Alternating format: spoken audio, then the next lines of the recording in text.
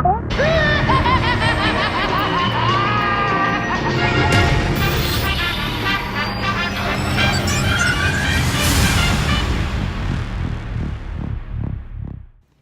everybody, it's been a while since I did a toy hunt, but I did find some cool stuff at Target, so let me show you what they got. So we have the whole Han Solo wave here, and it's pretty clear who the peg warmer is, because does anyone really care that Alden Ehrenreich is going to be Han Solo? So they got 4 of them here, they got 1 up there. Face sculpt does look pretty nice though. They got a Jawa up there, range trooper here, another range trooper. I think because he's double packed. Can't go hunting without that happening. Down here they got the 2 most sought after figures.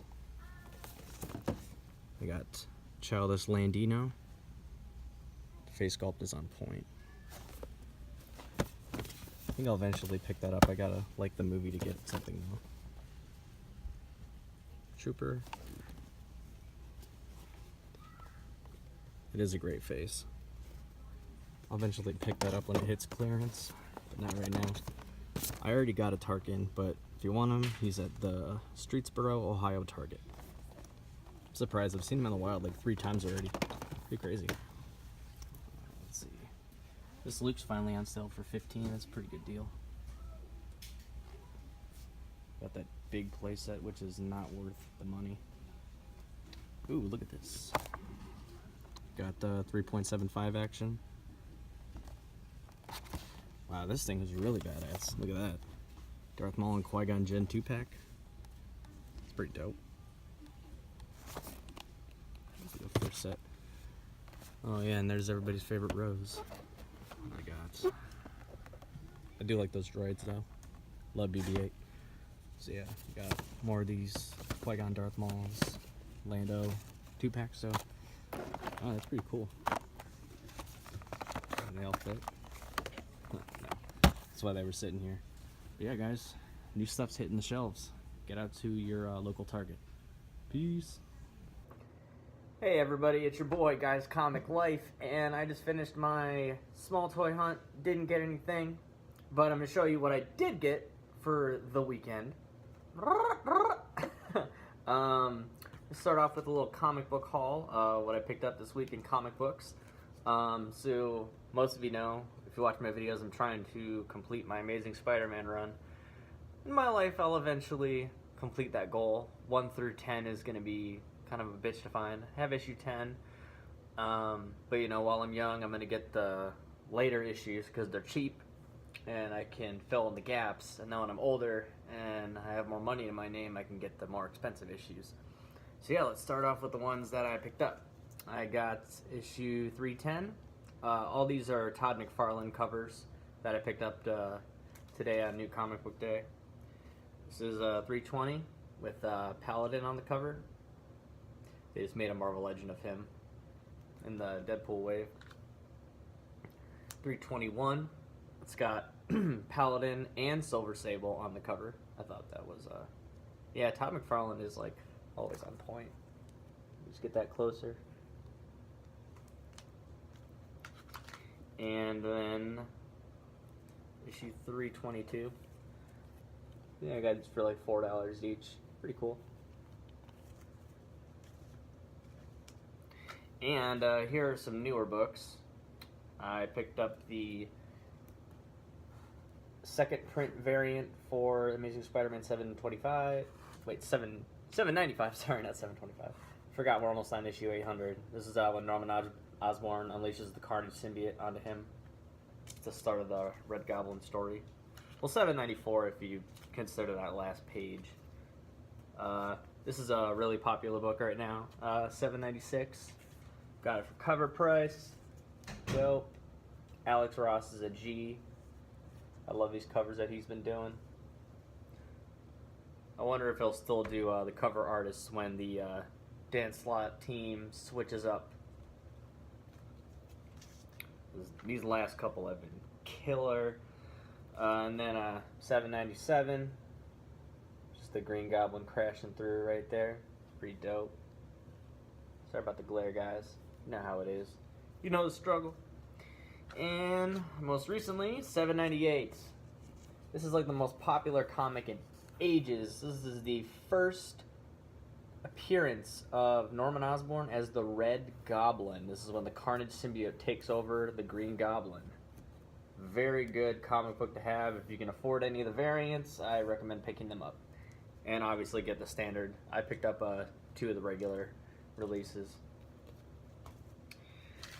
And let's take a look at some things that I've gotten recently that are new. Okay.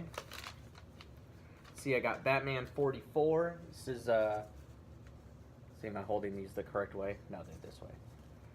So, it's the same issue, number 44, but there's 2 variants, and this is Bruce and Selina getting ready for their wedding. And Bruce Wayne's cover says something old, something new, and her cover says something borrowed, something blue. I know people aren't really a fan of the marriage. I am not a fan of the marriage, but I do like Tom King's writing. I really, really hope, and it's probably not going to happen, I really want the Joker to kill Catwoman in this upcoming series, because it would give another reason to further prove that the Joker is Batman's arch nemesis, because he always makes sure that there's trauma and pain in his life, and Batman, he's not allowed to be happy. And for the first time, Batman is happy in comics, and I really feel that the Batman title has been all about Catwoman recently, and the Detective Comics title has been all about the Bat family, so we really haven't gotten, you know, very many Batman stories. The coolest Batman story we've gotten was White Knight by Sean Gordon Murphy, which is hella awesome. If you haven't read that, I recommend picking that up. And I don't think they're going to kill Catwoman, because they're releasing a series.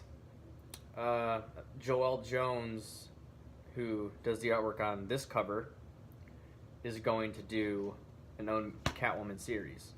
So if they're releasing a Catwoman series, they're probably not going to kill her, but I hope they do. Some more Amazing Spider-Man 791. This is the Fall of Peter Parker storyline. I hate Mockingbird, but it is what it is. 790.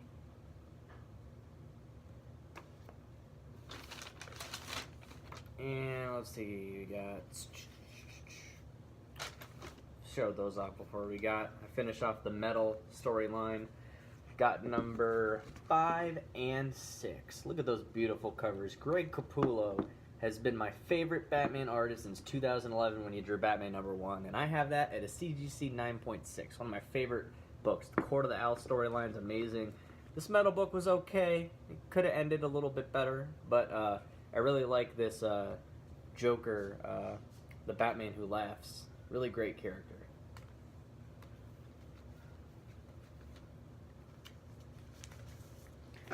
Alright, now let's look at the action figures. I already kind of showed these. Porgs from The Last Jedi. Love it, hate it. I thought the Porgs were awesome. There you go. One of them's opening his wings. The other one's just kind of slouching over. And these guys are starting to show up at Target everywhere. If you're lucky, Walmart as well. And they're only $5 at Walmart because they still have the clearance sale from The Last Jedi. So if you're lucky, go to Walmart, pick these up for $5. This is the Range Trooper. Very cool. He's got a gold visor. I don't know if you can see that very well or not. And he's got great soft goods right here. Hasbro has been killing it lately. Speaking of killing it, here's Grand Moff Tarkin. Now, I can't say enough about this guy because I gotta get it closer. This looks just like Peter Cushing. Holy crap. That head sculpt is incredible. Honestly, one of the top 10 Black Series action figures ever made. And he comes with the cool probe medical extraction droid that Vader tries to get information out of Leia with in A New Hope.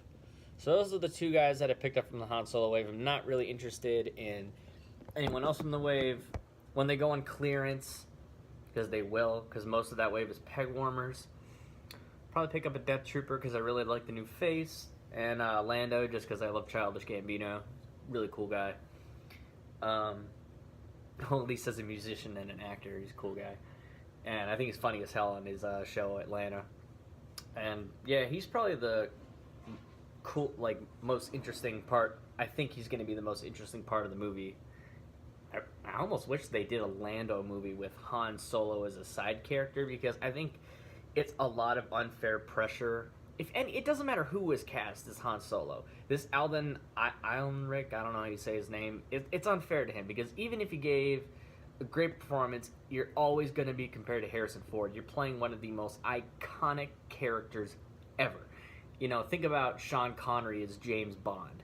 It doesn't matter who's cast as James Bond after Sean Connery. You are always going to be held up here. You know, it's like, how does he compare to Sean Connery? Does he reach this? You cannot reach Harrison Ford. And his Han Solo is just in The Force Awakens. Harrison Ford is always going to be on your mind. You have, like, no time to forget about the character. You know, when Heath Ledger played the Joker and Jack Nicholson was the Joker, it's like 20 years in between movies. And it's two completely different takes on a character. He wasn't in a series of movies. You know, Nicholson was more of the flamboyant, over-the-top, you know, classy Joker, where Heath was like the sadistic, you know, monster who was just a terrorist and, you know, just wore the makeup.